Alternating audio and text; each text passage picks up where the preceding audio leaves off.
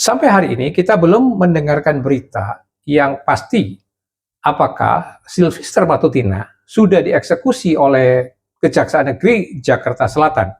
Artinya, apakah Sylvester itu sudah dijebloskan ke penjara oleh pihak kejaksaan. Begitu sebaliknya, apakah Ade Armando yang SP3-nya itu di pra-peradilan dan kalah, itu sudah disidik kembali oleh pihak kepolisian. Ini juga belum ada beritanya. Anehnya adalah, kalau dari pihak kepolisian itu propamnya tidak ada suara tentang hal ini.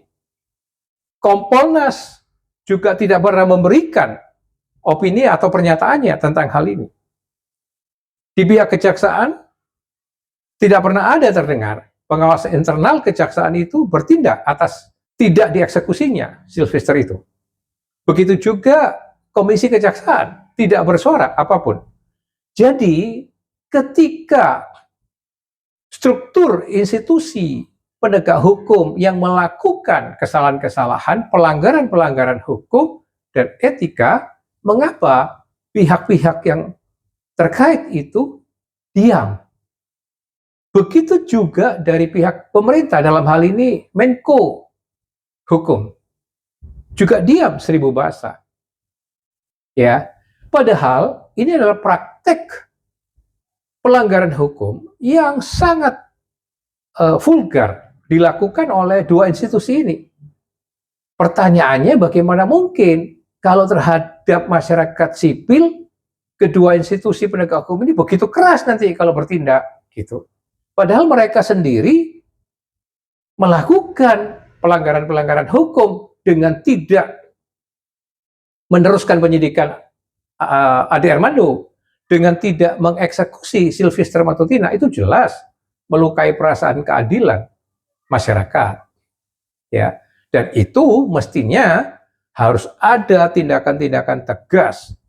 Nah, oleh sebab itu kemarin saya mengharapkan sebagai rakyat kecil tentu yang ikut terluka perasaan keadilannya, itu Presiden Prabowo harus menginstruksikan pada pimpinan teratas kedua institusi ini untuk melakukan koreksi ke dalam dari masing-masing institusi. So, kalau hal demikian dibiarkan, bagaimana mungkin diharapkan penegakan hukum itu bisa berjalan fair, jujur, adil, atau singkatnya bisa profesional. Nah, padahal institusi-institusi aparat penegak hukum ini adalah sapu yang harusnya dipakai oleh Presiden untuk menegakkan hukum. Nah, kalau sapu-sapunya sendiri kotor atau sapu-sapunya sendiri bercacat semacam ini, bagaimana mungkin bisa dipakai menjadi sapu-sapu yang efektif, yang efisien di dalam penegakan hukum?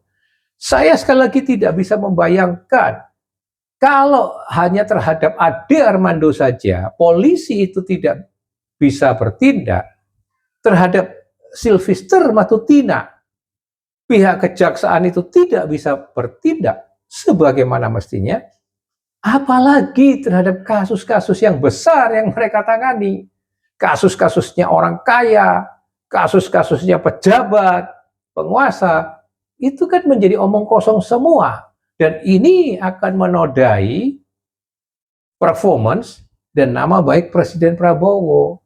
Saya mengharapkan Bapak Presiden betul-betul mengambil peduli atas fakta ini, karena ini betul-betul merupakan perilaku yang sangat telanjang, perilaku pelanggaran hukum oleh aparat institusi penegak hukum, dan rakyat benar-benar terluka perasaan keadilannya dengan praktek-praktek semacam ini.